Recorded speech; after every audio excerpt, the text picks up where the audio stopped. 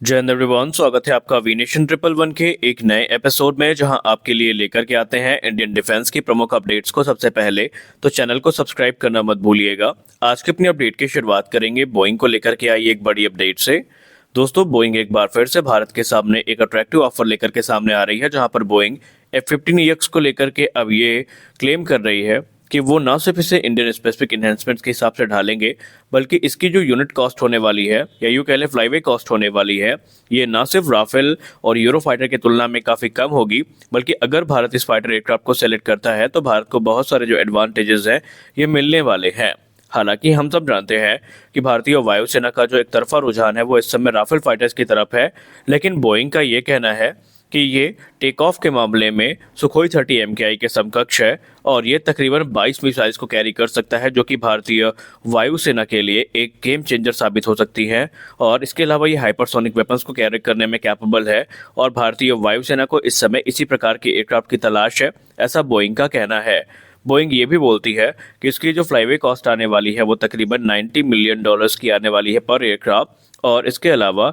इसमें तकरीबन $29,000 की जो पर आवर ऑपरेशनल कॉस्ट है ये देखने को मिलेगी, और इसमें 20,000 घंटे का जो लाइफ स्पैन है वो भी हमें देखने को मिलेगा। और यही सारी चीज़ें इस समय बोइंग को इस चीज़ के लिए कॉन्फिडेंट कर रही हैं कि शायद इंडियन एयरफोर्स उनके इस ऑफर पे गौर जरूर करेगी। लेकिन आपको बता दें कि भारतीय वायुसेना इस समय कोई भी नए टाइप का जो फाइटर एयरक्राफ्ट है उसको खरीदने के लिए बिल्कुल भी इच्छुक नहीं है, और ये बात हम नहीं बोलते, ये बात अलग अलग समय पर भारतीय वायुसेना के अलग अलग अधिकारियों के द्वारा मीडिया वक्तव्य के दौरान कही भी गई हैं। और ऐसे में ये माना जा रहा है कि जो राफेल F4 स्टैंडर्ड है यही एक प्रबल दावेदार है, और अगर MRFA कभी फाइनलाइज हुआ तो शायद यही एयरक्राफ्ट हमें देखने को मिल भी जाए।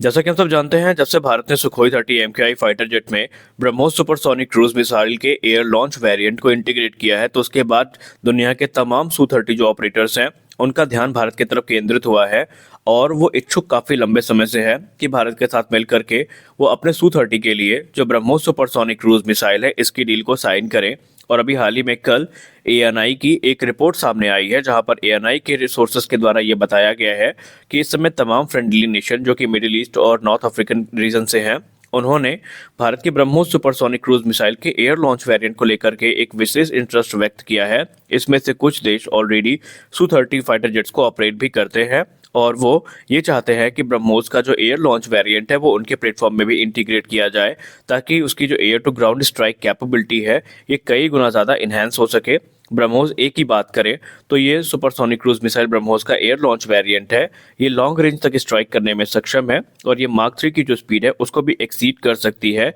और इसे दुनिया की fastest air launch cruise missile के तौर पर जाना जाता है। हालांकि इसकी जो कैपेबिलिटी है 450 किलोमीटर से ज़्यादा दूरी तक टारगेट को हिट करने की, ये इसे काफ़ी ज़्यादा लीथल भी बना देती है, और किसी भी फाइटर एयरक्राफ्ट को जब ब्रह्मोस जैसी मिसाइल मिल जाएगी तो जाहिर सी बात है उसकी लिथैलिटी काफ़ी ज़्यादा बढ़ जाएगी। और यही कारण है कि तमाम फाइटर एयरक्राफ्ट इसको अपने या तमाम Su-30 ऑपरेटर्स इसको अपने बेड़े में शामिल भी करना चाहते हैं। ब्रह्मोस ए जो है वो सुखोई 30 MKI में ऑलरेडी इंटीग्रेट की जा चुकी है, और इसीलिए दुनिया के तमाम देश इसको लेकर के इंटरेस्टेड हैं। हालांकि यहाँ पर जो इंटीग्रेशन है ये कोई सिंपल इंटीग्रेशन इसका नहीं होता कि प्लग एंड प्ले वाला ऑप्शन यहाँ पर दिया जाए, बल्कि इसका वजन जो मिसाइल का ये तकरीबन 2.5 टन का है, और Su-30 में इसको इंटीग्रेट करने से पहले उसे मेजर मॉडिफिकेशन से गुजरना पड़ता है। और अगर किसी देश के साथ भारत इस डील को साइन करता है तो पहले उनके जो Su-30 जेट है उनको मॉडिफाई करना पड़ेगा, तब जाकर के वो ब्रह्मोस के एयर लॉन्च वेरिएंट को कैरी कर सकेंगे, और ये काम हिंदुस्तान एरोनॉटिक्स लिमिटेड के द्वारा किया जाएगा। हमारी अगली बड़ी अपडेट एम्ब्रेयर को लेकर के आ रही है। एम्ब्रेयर, एयरबस और लॉकहीड मार्टिन इस समय भारत के MTA प्रोग्राम में पूरे जी जान के साथ लगे हुए हैं, और सब अपने तरफ से अपना जो भरसक प्रयास है वो कर रहे हैं। और इसी बीच एम्ब्रेयर ने अपने C-390 मिलेनियम को लेकर के एक बड़ा प्रस्ताव सामने रखा है। C-390 मिलेनियम जो कि एक मल्टी मिशन ट्रांसपोर्ट एयरक्राफ्ट है, और ये भारतीय वायुसेना के MTA प्रोग्राम के लिए खुद को एक प्रबल दावेदार के तौर पर स्टैब्लिश भी कर चुका है, और इसके लिए बाकायदा अभी हाल ही में महिंद्रा डिफेंस के साथ एक मेमोरेंडम ऑफ अंडरस्टैंडिंग पे एम्ब्रेयर ने साइन भी किया था। और अब एम्ब्रेयर के अधिकारियों ने ये कहा है कि अगर भारतीय वायुसेना के द्वारा उनके इन एयरक्राफ्ट को सेलेक्ट कर लिया जाता है तो इस पर 60% जो कंपोनेंट्स हैं वो भारत से ही सोर्स किए जाएंगे। इसके अलावा जो ज़रूरी कंपोनेंट्स हैं, स्पेयर पार्ट्स हैं, उनका निर्माण भी पूर्णतया भारत में होगा, जिसका सीधा मतलब ये है कि भारत को स्पेयर पार्ट्स की सप्लाई के बारे में चिंता करने की कोई ज़रूरत नहीं है, क्योंकि सारी चीज़ें भारत से ही सोर्स की जाएंगी और सारी चीज़ों का निर्माण जो इम्पोर्टेंट है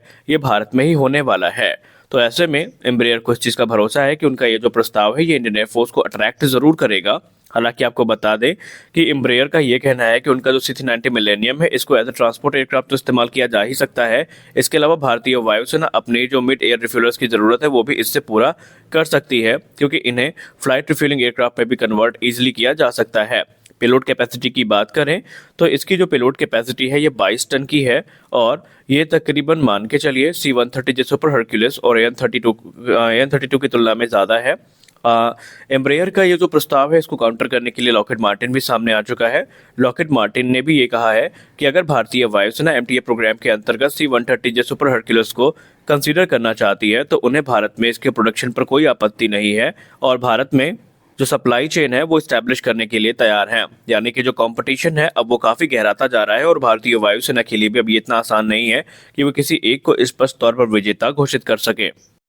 हमारी अगली और अंतिम अपडेट प्रोजेक्ट 75I को लेकर के आ रही है। दोस्तों हम सब जानते हैं कि प्रोजेक्ट 75I के अंतर्गत भारतीय नौसेना जो नेक्स्ट जनरेशन सबमरीन्स है इनको बनाना चाहती है भारत में, लेकिन ये प्रोग्राम काफ़ी लंबे समय से अधर पे लटका था। लेकिन इसमें स्पेन ने एक काफ़ी गेम चेंजिंग ऑफर सामने रखा है भारत के सामने, जिसको लेकर के एक्सपर्ट्स ये मानते हैं कि ये भारतीय नौसेना का ध्यान आकर्षित जरूर करवाएगा। इस समय स्पेन इस पूरे के पूरे कंपटीशन को और ज़्यादा इंटेंसिफाई कर रहा है, क्योंकि उसने अपनी एक बड़ी सबमरीन डील भारत के सामने रखी है, जहां पर स्पेन के जो टॉप डिफेंस ऑफिशियल हैं वो अगले महीने भारत के दौरे पर होंगे और आगे का जो नेगोशिएशन है ये शुरू किया जाएगा। अगर हम ABP न्यूज़ के हवाले से बात करें तो स्पेन ने अपनी S80+ सबमरीन को भारत को ऑफर किया है प्रोजेक्ट 75I के अंतर्गत, और ये तकरीबन अगर हम बिड की बात करें तो जर्मनी की जो U212 और U214 है उसकी तुलना में सस्ती पड़ने वाली है। अगर हम इसकी कैपेबिलिटी की बात करें तो इसका डायमेंशन जो है वो तकरीबन ये 80.8 मीटर लंबी है, 7.3 मीटर इसका डायमीटर है। वहीं इसका जो सबमर्ज डिस्प्लेसमेंट है वो तकरीबन 3000 टन का है। क्रू की बात करें तो इसका जो क्रू कैपेसिटी है 32 पर्सनल का है, वहीं इसमें एडिशनल 8 पर्सनल के जो बर्थ है वो दी गई हैं। और इसकी परफॉर्मेंस की बात करें तो सबमर्ज होने पर इसकी टॉप स्पीड 19 नॉट्स की है, जबकि सरफेस होने पर इसकी जो टॉप स्पीड है ये 10 नॉट्स से ज़्यादा की होने वाली है। इसको बहुत सारी एडवांस टेक्नोलॉजीज से भी इक्विप किया गया है, जैसे कि इसमें स्पेन के द्वारा खुद का विकसित किया गया जो नवांतिया का innovative bio ethanol stealth technology air independent propulsion system है वो इसमें दिया गया है, जो कि इसका इंड्योरेंस टाइम अंडर वाटर काफ़ी ज़्यादा बढ़ा देता है, तकरीबन 3 हफ्तों तक। वहीं इसकी टॉप स्पीड में भी ये इजाफा करता है। गौर करने वाली बात एक ये है कि इसमें और भी जो एडवांस सिस्टम्स हैं और इक्विपमेंट्स और मिसाइल्स हैं ये शामिल की गई हैं। वहीं स्पेन का ये भी कहना है कि ये भारतीय नौसेना की ज़रूरत को ध्यान में रखते हुए इसे मॉडिफाई करने के लिए भी तैयार है। यानी कि प्रोजेक्ट 75I प्रोग्राम जो कि अधर में लटकता दिखाई पड़ रहा था, अब फाइनली वो एक सही दिशा की तरफ आगे बढ़ रहा है। तो आज के इस वीडियो में बस इतना ही। मिलते हैं अगले वीडियो में कुछ और अपडेट्स के साथ, तब तक के लिए जय हिंद।